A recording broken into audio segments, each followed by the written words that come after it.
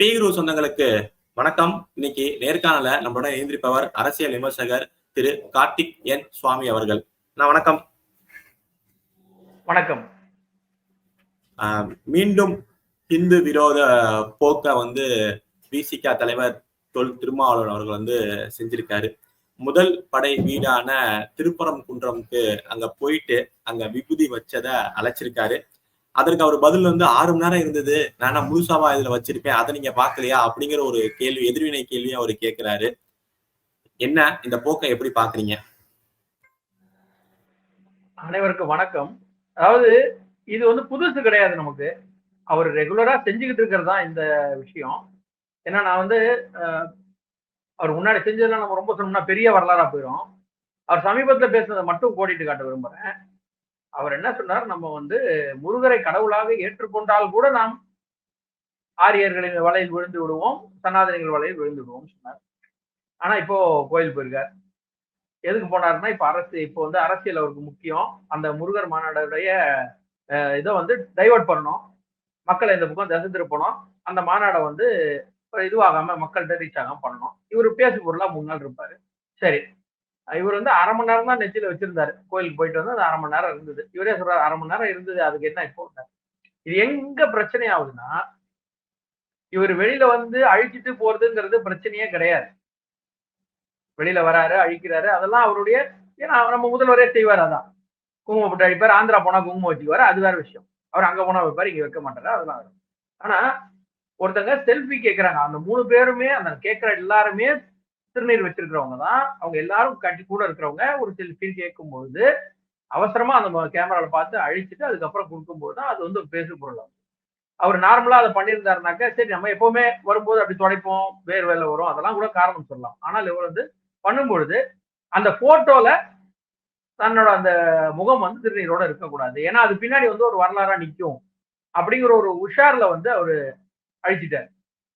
ஏன்னா இந்த போட்டோங்கிறது எடுக்கும்போது இது இன்னைக்கு மட்டும் இல்ல, 10 வருஷம் கழிச்சு 20 வருஷம் கழிச்சு கூட நம்ம ஆளுங்க சோசியல் மீடியால எடுத்து போடுவாங்கன்னு அவருக்கு தெரியும். அதனால அந்த ஸ்டேப்ல என்ன பண்ணிட்டாரு, டக்குன்னு அது இல்லாம எடுப்போம் போட்டோவை.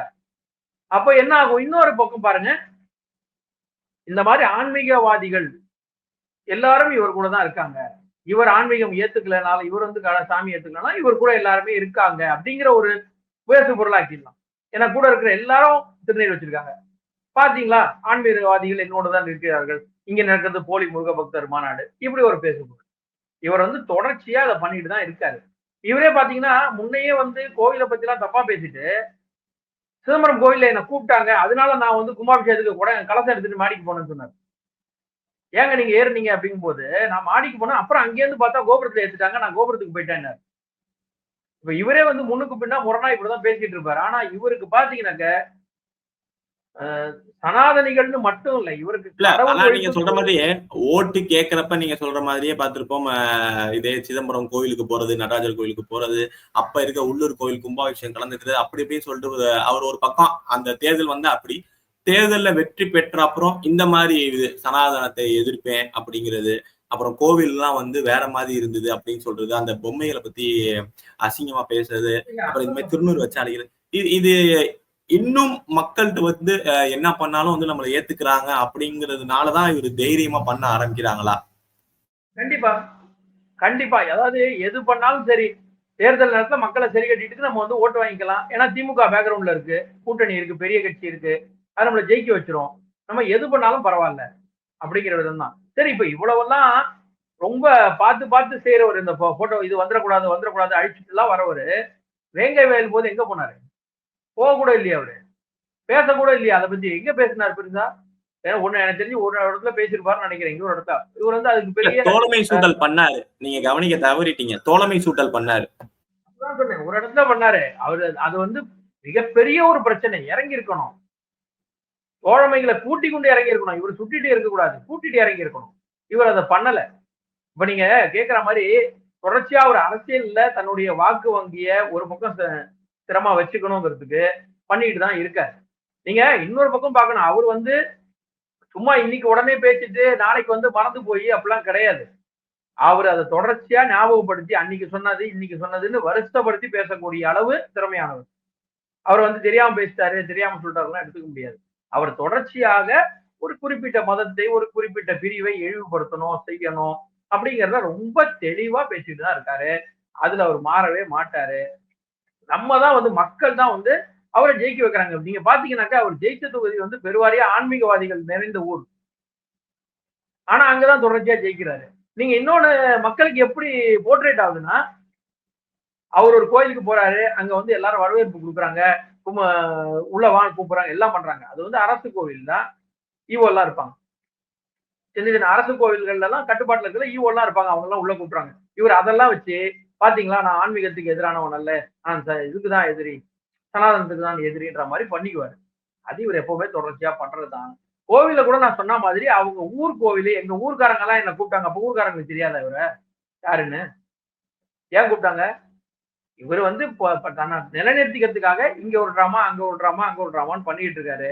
அவர் கட்சி கொள்கையே அவர் காப்பாத்துறது இல்ல. கட்சியே விட்டுட்டு திராவிடத்தை தாங்கி நிற்போம், திராவிடம் தான் நமக்கு எல்லாம்னு சொல்லி நிக்கிறாரு. ஆனா இதுல மட்டும் ஸ்ட்ராங்கா இருக்காரு. எப்படியான இதை அழிச்சிடணும், மதத்தை இதை பத்தி தப்பா பேசணும், ஆனா வேணுங்கும் போது போய் ஒட்டிக்கணும். அவருடைய நம்ம நிலைப்பாடு பார்த்திருப்போம் அங்க போயிட்டு திருப்பரங்குன்றத்துல இப்ப இஷ்யூ போயிட்டு இருக்கதை நம்ம பார்த்திருப்போம். அது அந்த மலையை வந்து பெயர் மாற்றம் சிக்கந்தர் மலைன்னு சொல்லிட்டு இது பண்றாங்கன்னா இஷ்யூ போயிட்டு இருக்கு. இவர் இங்க ஒரு பக்கம் வந்து முருகர் கோயிலுக்கும் ஒரு பக்கம் நான் மத சார்பற்றவன், மத நல்லிணக்க பேணுகிறவன் அப்படின்னு சொல்லிட்டு அங்க போய் மசூதிக்கு போயிட்டு வந்துட்டு மனித சங்கிலி போராட்டத்துல வேற இப்ப நடக்கிற முருகர் மாநாடுக்கு எதிராக மனித சங்கிலி போராட்டத்துல வேற கலந்துக்கிறாரு. இந்த முருகர் மாநாடு அப்படிங்கிறது திமுகவுக்கும் சரி எதிர்கட்சிகளுக்கும் பெரிய ஒரு பிரச்சனையை உண்டாகுதோ? இல்ல திமுகவை பொறுத்த மட்டும் எப்பவுமே அவங்கதான் பண்ணணும் எல்லாம் அப்படின்னு நினைப்பாங்க. அதான் முருகர் மாநாடு அவங்க தான் நடத்துனாங்க. அரசு சார்பான கோயில் காசு எடுத்து அரசு சார்பா நடத்திட்டு நாங்க நடத்திட்டோம்னு சொன்னாங்க. இதுல வந்து மதம்ங்கிறது வந்து இதுல நம்ம மெயினா பார்க்க முடியாது. நான் வந்து எப்படி பாக்குறேன்னா இந்த திராவிடம் அப்படின்ற கொள்கை அது வந்து மெயினா எதற்காக வந்தது அப்படின்னு பாத்தீங்கன்னாலே திரு சுகவீர பாண்டியன் அவர்கள் சொன்னதா இருக்கட்டும் அவருடைய காணொலியே இருக்கு. இந்த இயக்கம் என்பது இந்த மதத்தை அழிப்பதற்காக வந்தது அப்படின்னு தெளிவா சொல்லியிருக்காங்க. சோ அது திட்டமிட்டு நடத்திக்கிட்டு இருக்காங்க. அதுக்கு எதிராக நடக்கும்போது பொங்கி வருவாங்க. அவ்வளவுதான். அவர்கள் கூட்டணியா இருக்கிறதுனால இவங்க எல்லாம் இங்க சேர்ந்து பண்றாங்க. எதிரா போனா எதிரா பேசுவாங்க. வேற கூட்டணிக்கு போனா எதிரா பேசுவாங்க. இந்த கூட்டணிக்கு வந்தா இவனுக்கு ஆதரவா பேசுவாங்க கூட்டணி கட்சிகள். ஆனா இது வந்து திமுகவோட கொள்கை என்பது வேறு. விசிகாவோட கொள்கை என்பது இன்னைக்கு அந்த மக்கள் நல கூட்டணியில இருந்தா திமுகவை திட்டணும். திமுக கூட இருந்தா திமுக சொல்றதெல்லாம் ஆமா போட்டு செய்யணும். அதிமுக கூட போனா அங்க போனா செய்யணும். அதுதான் விசிகாவோட நிலைப்பாடு. அந்த தொண்டர்களை ஏமாற்றி கொண்டிருக்கார்கள். வேற ஒண்ணுமே இல்லை. நீங்க யோசிச்சு பாருங்க. ஏதானா ஒரு கட்சியில ஒரு தொண்டரை பார்த்து நீ வந்து தப்பானவன்னு சொல்லுவாங்களா? இவரே தெளிவா என் கட்சிக்கு வந்தா 10 வழக்கு வாங்கணும்னு சொன்னவரு மேடையில சொல்றாரு. நீங்க நல்லா புரிஞ்சுக்கணும். அன்னைக்கு மாநாட்டுல மேடையில சொல்றாரு. நீங்க பாட்டுக்கு இரும்பு கம்பி திருடிட்டு போயிடுறீங்க. நான் எல்லாம் காசு கட்டுறேன் அப்படின்னு சொன்னாரு. அப்ப யோசிச்சு பாருங்க. தன்னுடைய கட்சியினரை நீ வந்து கேஸ் வாங்கிட்டு வா பாத்துக்கலாம் அப்படின்னு சொல்லிட்டு நீ திருடிட்டு போறேன்னு மேடையில சொல்லிட்டு அப்புறம் வந்து உனக்கு அறிவு வேணும் நீ படிக்கணும்னு யார சொல்றீங்க? அவனை கேஸ் வாங்க சொல்றீங்க. திருடுவான்னு சொல்றீங்க. அவனை பார்த்து அந்த உனக்கு அதாவது இவ்வளவு தூரம் எங்க இருந்தோ வேற ஊர்ல இருந்தெல்லாம் கிளம்பி வந்து ஒரு தலைவர் அழைக்கிறாருன்னு சொல்லிட்டு மாநாட்டுக்கு வந்தவனை பார்த்து நீ கம்பி திருடிட்டு போயிடுறேன்னு சொல்றாங்க. அதையே யாரும் கேட்கலையே. அப்ப நீங்க வந்து மக்கள் வந்து இவருடைய இந்த ஆன்மீக பண்றதையும் இந்த எழுத்து பேசுறதையும் மக்கள் வந்து கேள்வி கேட்பாங்கன்னு நினைக்கிறீங்களா? கூட இருக்கிறவங்களே கேள்வி கேட்கறது இல்லைங்கும் போது மக்கள் பாவம். அவங்களுக்கு அந்த நேரத்துல தேர்தல் நேரத்துல என்ன சொல்லப்படுகிறது அப்படிங்கறத மட்டும்தான் வச்சு போடுறாங்க. இவங்க பண்ணக்கூடியதெல்லாம் அன்னைக்கு மடைமாற்றம் செய்யற மாதிரி திமுக வேற ஒரு சம்பவம் பண்ணி இதை மாத்தி விட்டுருவாங்க. அதனால இவர் செய்வது இவர் பேசுவது எல்லாமே ஒரு மடைமாற்று வேலைதான். அதனால இதை பெருசா நம்ம எடுத்துக்கிட்டு இவரை வந்து ஒரு பெரிய ஆன்மீகவாதி பண்ணிட்டாரே அப்படின்னு யோசிக்கிற அளவும் இல்ல. ஒரு நாத்திகவாதி பண்ணிட்டாருன்னு யோசிக்கிற அளவும் இல்ல. ஒரு நாடகவாதி பண்ணிட்டார் அப்படின்னு வேணா பாக்கலாம். இதுதான் நம்முடைய ஒரு பார்வை. அந்த இதுலயும் நம்ம பார்த்திருப்போம். நம்ம வந்து அரசியல் பண்ண தெரியலன்னு சில பேர் சொல்றாங்க. நமக்கு தெரியும் எப்படி பண்ணணும் ஏது பண்ணணும் அப்படின்னு சொல்லிட்டு. இன்னொன்னு நம்மளோட இலக்கு வந்து அம்பேத்கர் அவர்கள் சொன்ன மாதிரி வந்து பிரதமர் இதுதான் அப்படிங்கிறாரு. இந்த பேச்செல்லாம் எப்படி இங்க கூட்டணி கட்சியை எதிர்த்து கூட பேச மாட்டேங்கிறார். நீங்க சொல்ற மாதிரி வெங்கவேல் விஷயமா இருக்கட்டும், கள்ளக்குறிச்சி மரணமா இருக்கட்டும், எதுலையுமே வந்து எதிர்த்து பேசாதவங்க வந்து பிரதமர் தான் நம்மளோட இலக்கு அப்படிங்கிறாங்க. ஆனா அம்பேத்கர் வந்து எந்த இடத்துலயுமே பிரதமர் பதவிதான் இலக்குன்னு சொல்லவே இல்லை.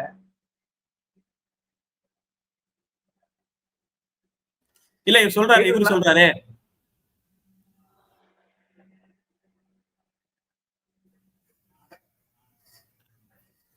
கேக்குதுண்ணா? ஓகே. இல்ல சொல்லிடுறேன். அம்பேத்கர் வந்து எந்த இடத்துலயும் பிரதமர் பதவிதான் இலக்கு, முதல்வர் பதவி இலக்கு, வார்டு கவுன்சிலர் இலக்குன்னு சொல்லவே இல்லை. அவர் சொன்னது ஆட்சி வந்தால் நம்முடைய நிலைமை மாறும் அப்படின்னு தான் சொன்னாரு. நம்ம வந்து மேல பதவிக்கு வரணும், அது மக்களுக்கு செய்யணுங்கிறது அவருடைய விருப்பமா இருந்தது. அவர் படிங்கன்னு சொன்னார். படிங்க, மேல வாங்க, உங்களால முடிஞ்சதை மக்களுக்கு செய்யுங்கன்னு சொன்னார். அவர் ஒன்றும் பிரதமர் பதவி நீங்க வாங்குங்க, துணை பிரதமர் வாங்குங்க அப்படிலாம் சொல்லவே இல்லை. அப்போ இவருடைய கட்சியை சார்ந்தவர் எதுக்கு எலெக்ஷனுக்கு முன்னாடி சொன்னாரு, நாங்க வந்து துணை முதல்வர் பதவி கேட்போம் அப்படின்னு ஏன் சொன்னாரு? அன்னைக்கே சொல்லிருக்கலாம் இல்ல ஸ்ட்ரெயிட்டா பிரதமர் தானே. இவர் கூட இருக்கவர் எதுக்கு சொன்னாரு, நாங்க துணை முதல்வர் கேட்போம்னாரு. சரி, பிரதமர் பதவி தான் இலக்குனாக்க இவருடைய கட்சிக்காரர் எதுக்கு சொன்னாரு அந்த பார்லிமெண்ட் எலெக்ஷன் போது, நாங்க வந்து அண்ணன் ஜெயிப்போம், அண்ணன் ராணுவ அமைச்சர் ஆவார், அன்னைக்கே சொல்லிருக்க வேண்டியது அண்ணன் பிரதமர் ஆவார். எங்கள் இலக்கு பிரதமர் தான், என்னுடைய உயரம் எனக்கு தெரியும்னாரு. இவர் உயரம் என்ன தெரியும்? இவருக்கு அதிகபட்சமா எவ்வளவு சீட்டு கொடுத்திருக்காங்க இது வரைக்கும் நடந்த தேர்தலில், பாராளுமன்றத்துல எத்தனை சீட்டு கொடுத்திருக்காங்கன்னு இவருக்கு தெரியும். இவருடைய உயரம் இவருக்கு தெரியும். ஆனால் அந்த உயரத்தை வைத்துக் கொண்டு அந்த இடத்தை அடைய முடியாதுங்கிறதை இவருக்கு நல்லா தெரியும். இதெல்லாம் சும்மா மேடையில பேசுறதோட சரி.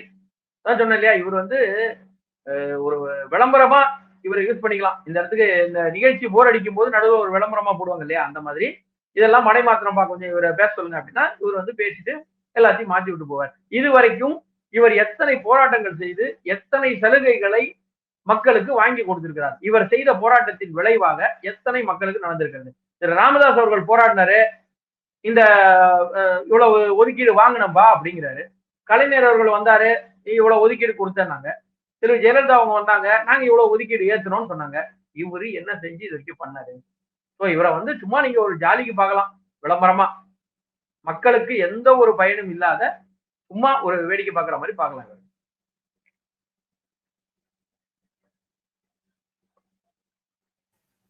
இப்ப இறுதியான கேள்வியா இந்த இதுல இந்த டாபிக் என்னன்னா, இந்த மாதிரி இந்து விரோத செயல்கள், சனாதனத்தை ஒழிப்போம் சொல்றது, இப்ப இதெல்லாம் சொல்றது, பட் இங்க ஒரு பக்கம் மதுரை மாநாடு வந்து அவங்களுக்கு பயத்தையும் கொடுக்குது. இதெல்லாம் வந்து தேர்தல்ல எதிரொலிக்குமா, இல்ல போன தடவை மாதிரி கடந்து போயிடுவாங்களா? இல்ல, இதெல்லாம் வந்து சீரியஸா எடுத்துக்க போறது இல்லை யாரும். ஏன்னா சொன்ன இவர் பேசுனது எதுவும் எடுத்துக்க போறது இல்லை. முருகர் மாநாடுங்கிறது அது பலன் கொடுக்கும். ஏன்னா மக்கள் எல்லாம் வருவார்கள், அதற்கு வந்து ஒரு பலன் கொடுக்கும். ஏன்னா இவர்களுடைய இந்த செயல்கள் அரசு தடுக்கிறது, போக வேணாம் சொல்றதெல்லாம் பார்த்தால் மக்களுக்கு தெரியும்.